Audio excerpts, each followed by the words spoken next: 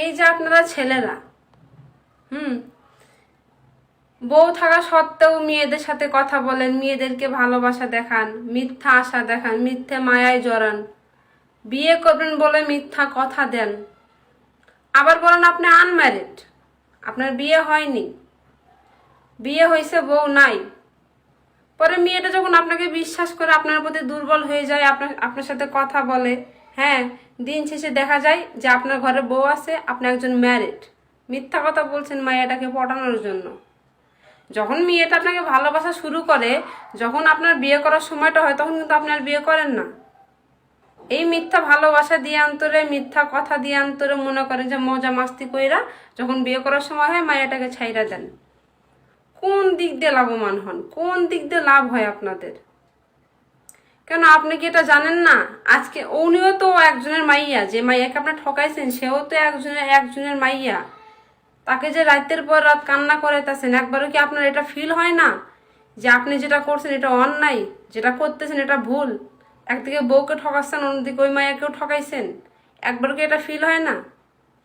আপনি একবার ঠান্ডা মাথায় চিন্তা করেন, আপনার যদি একটা কন্যা সন্তান হয়, সেম সেই সন্তানের সাথেও যদি একটা ছেলে বিয়ে করার পরেও বউ থাকা সত্ত্বেও যদি ওই আপনার কন্যা সন্তানের সাথে মিথ্যা অভিনয় করে ঠকায়, নিখুঁতভাবে ঠকায়, নিষ্ঠুরভাবে ঠকায়, আপনার কন্যা সন্তান যখন রাতের পর রাত কান্না করবে, তখন আপনার মনকে কি বুঝ দিবেন? আপনার মেয়ের জামাই যখন আপনার মেয়েকে রেখে অন্য জায়গায় মুখ দিবে, অন্য জায়গায় সম্পর্ক করবে, আপনার মেয়ের রাতের ঘুম হারাম হয়ে যাবে, তখন আপনার মেয়ের চোখের পানি কি দিয়ে মুছবেন আপনি?